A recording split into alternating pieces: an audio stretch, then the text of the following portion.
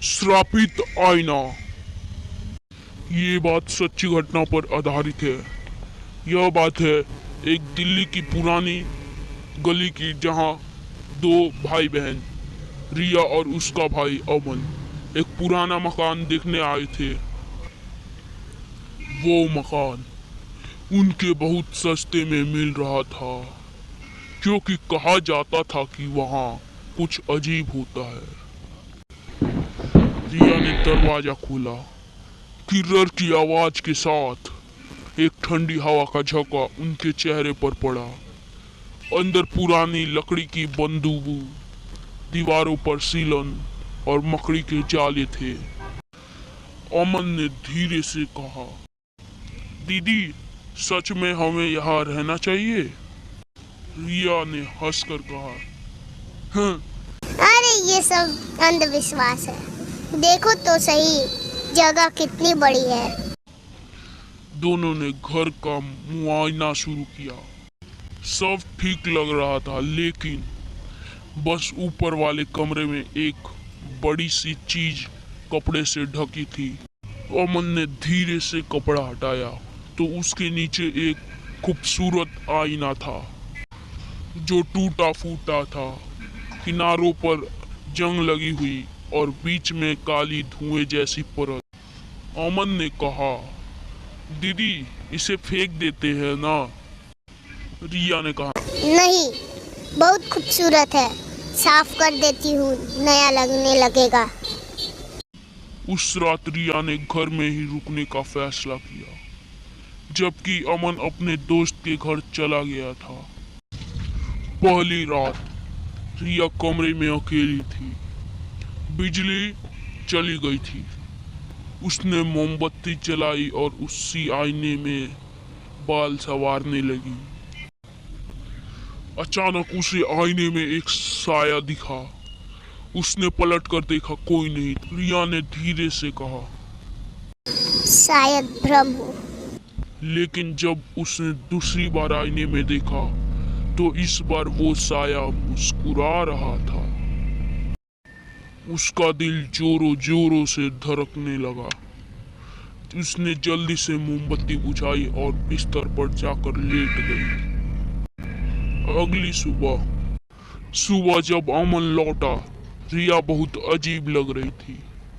आंख लाल थी, चेहरे पर पीलापन, और वो चुपचाप बैठी थी। अमन ने कहा, क्या हुआ दीदी, तबीयत खराब है क्या? रिया ने धीरे से कहा, नहीं, सब ठीक है। लेकिन जब अमन ने आईने में देखा, अब वह चौंक गया। रिया की परछाई अब आईने में नहीं दिख रही थी। अमन डर गया। उसने आईने ढकने की कोशिश की, पर उसी वक्त उसके पीछे से रिया की आवाज आई, ढको मत, वो मुझसे बात करता है। अमन ने पलट कर देखा। रिया का चेहरा बदल चुका था। उसकी आंखें अब काली हो गई थी और होठों पर अजीब सी मुस्कान थी। तुम कौन हो? मैं वही हूँ जो इस आईने में बंद थी। अब रिया की जगह मैं हूँ। अमन भागा, पर दरवाजे अपने आप बंद हो गया। कमरा अंधेरे में डूब गया। आईने के अंदर से कई चेहरे चलने लगे। कोई औरत रो रही थी, तो कोई औरत चिल्ला रही थी, तो कोई औरत खून से लथपथ थी। कई दिन बाद जब पड़ोसी घर में आए तो घर पूरी तरह खामोश था। मेज पर एक पुरानी अखबार की कितरन पड़ी थी। 1992 में इस घर में एक औरत ने आत्महत्या की थी। कहा जाता है कि उसकी आत्मा एक आईने में कैद हो गई थी। पुलिस ने घर की तलाशी ली।